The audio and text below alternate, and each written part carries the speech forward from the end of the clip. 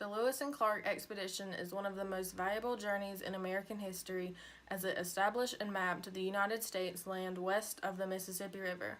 The acquisition of the land during the Louisiana Purchase doubled the size of the United States and made up most of what is now 15 different states. History.com states the Louisiana Purchase was a mass of land that totaled about 828,000 square miles and controlled part of the port of New Orleans, which connected the Mississippi River to the Atlantic Ocean. History of the expedition under the command of Captains Lewis and Clark was a journal kept by Meriwether Lewis, which accounted for the journey as they made their way to the Pacific Ocean.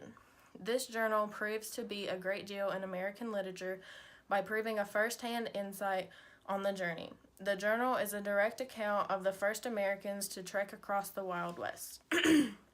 According to History.com, Meriwether Lewis was born in 1774 in the state of Virginia.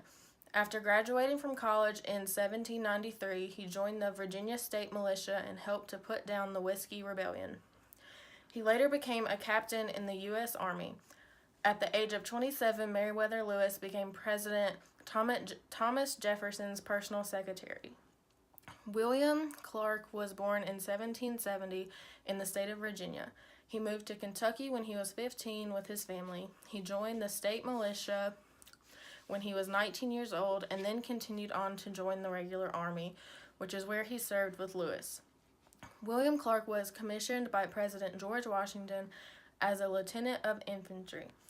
Meriwether Lewis chose William Clark as his co-leader on the mission, which was given to him by President Thomas Jefferson, of exploring the lands west of the Mississippi River. According to the expedition timeline, Captain Lewis departed Washington, D.C. on July 5, 1804, and meets with Captain Clark in October of 1804. At the time, 17 members of the Corps of Discovery began their journey to establish America.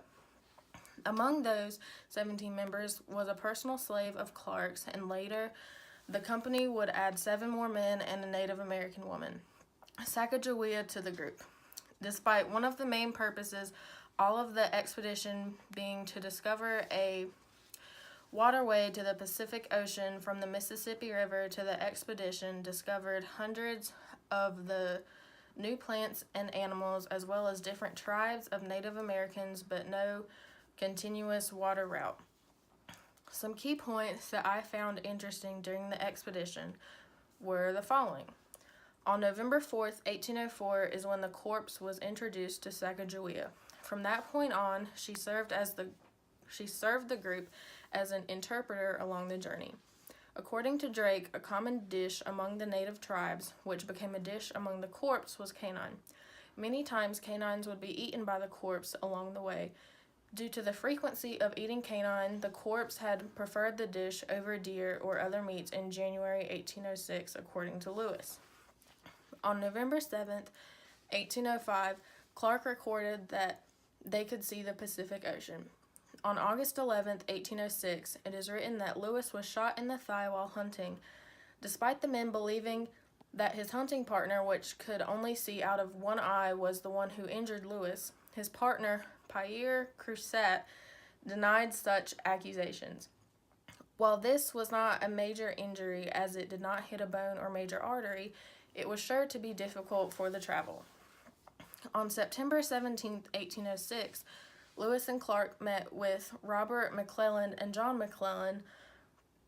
One of these men informed them that the American public had given them up for dead, and they were all but forgotten, although the president had not given up hope.